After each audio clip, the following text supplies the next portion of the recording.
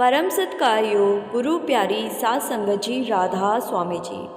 सात संगत जी, बाबा जी ने डेरे में ये जो अहम फैसला लिया है जी, ये जब डेरे की संगत ने सुना तो सारी संगत बहुत ही हैरान हो गई।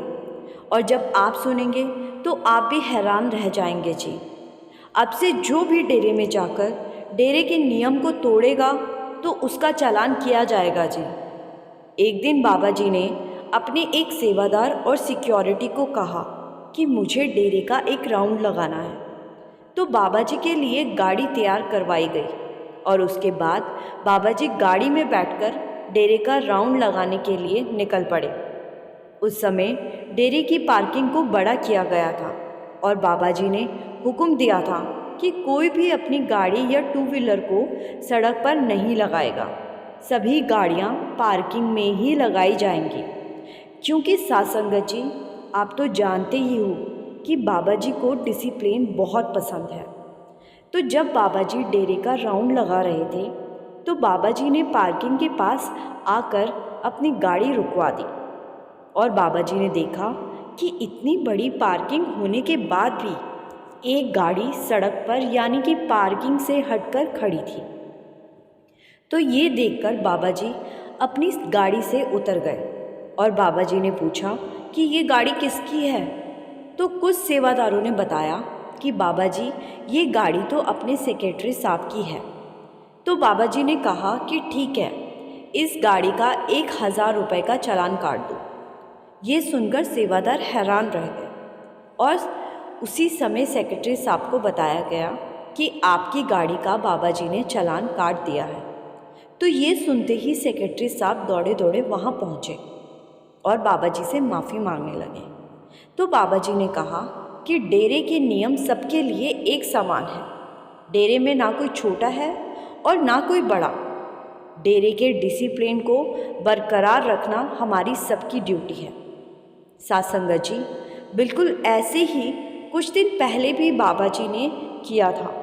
उस समय भी ऐसे ही एक गाड़ी पार्किंग से अलग खड़ी की गई थी और उस दिन भी बाबा जी डेरे का राउंड लगा रहे थे और बाबा जी ने देखा कि एक गाड़ी बाहर खड़ी है। तो जब बाबा जी को बताया गया कि बाबा जी, ये गाड़ी तो आपके मासड़ जी की है, तो बाबा जी ने कहा कि इस गाड़ी का भी चालान कर दो। ये देखकर सेवादार भी हैरान रह गए और उस गाड़ी का भी चालान कर दिया गया।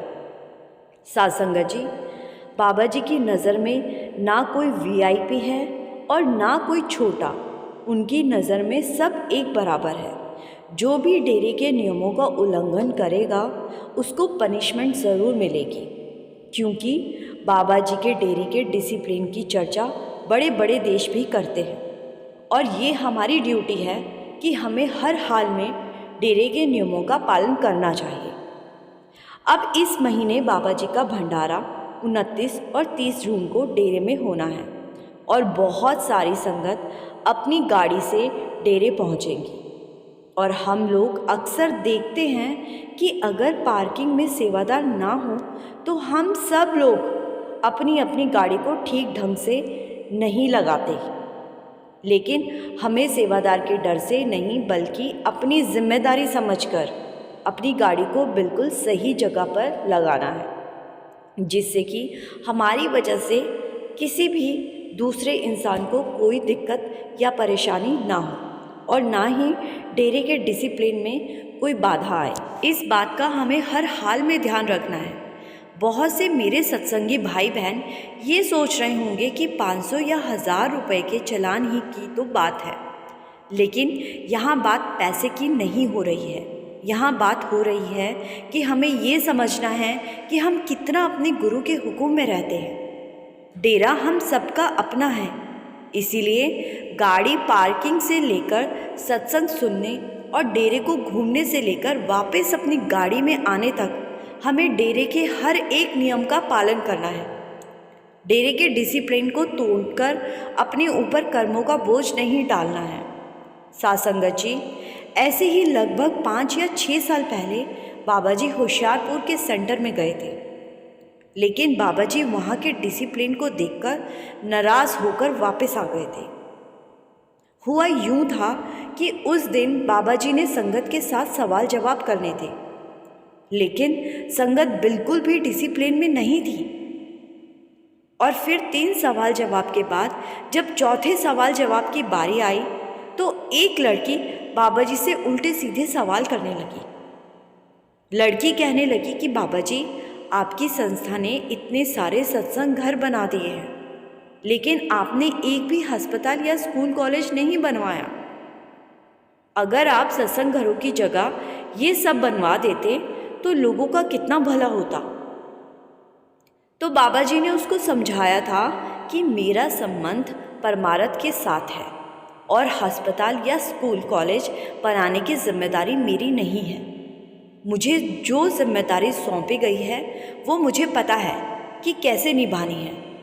लेकिन इसके बाद भी वो लड़की वही सवाल दोबारा करने लगी। वो कहने लगी कि लेकिन बाबा जी, आप कुछ अस्पताल तो बनवा ही सकते हो। तो बाबा जी ने उसको कहा कि जब देश को हमारी ज़रूरत पड़ेगी तो हम पीछे नहीं हटेंगे। इसके बाद बाबा जी ने बीच में ही सवाल जवाब छोड़ दिए और अपने हेलीकॉप्टर में बैठकर वहाँ से चले गए। और बाबा जी के वो शब्द कि जब देश को हमारी ज़रूरत पड़ेगी हम पीछे नहीं हटेंगे, वो बाबा जी के लफ्ज़ हम सब ने कोरोना काल में देखे ही थे कि कैसे बाबा जी के हुक्म पर डेरे के सेवादार अपनी जान की परवाह न करते हुए देश सेवा में जुट गए थे।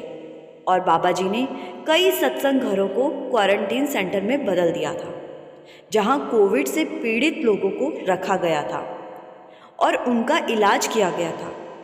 होशियारपुर वाली बात बताने का हमारा मकसद सिर्फ इतना है कि बाबा जी को डिसिप्लिन बहुत पसंद है और जहाँ डिसिप्लिन नहीं होता वहाँ बाबा जी ज़्यादा देर तक रुकना पसंद नहीं करते। संगत को चाहिए कि जब भी डेरे या सत्संग घर में जाओ तो जो भी नियम बाबा जी द्वारा बनाए गए हैं उन नियमों का पालन हर हाल में होना चाहिए।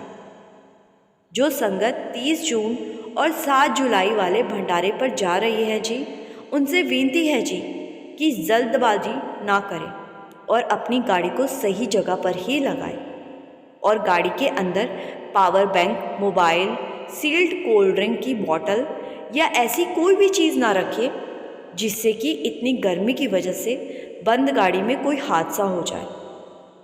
और डेरे के अंदर भी डिसिप्लिन का खास ध्यान रखें जी। डेरे के डिसिप्लिन की चर्चा पूरी दुनिया करती है जी, इसीलिए ऐसा कोई काम ना करे जिससे कि दुनिया भर में डेरे का नाम खराब हो। इस वीडियो को शेयर करना मत भूलिए जी और कमेंट में राधा स्वामी ज़रूर लिखिए जी।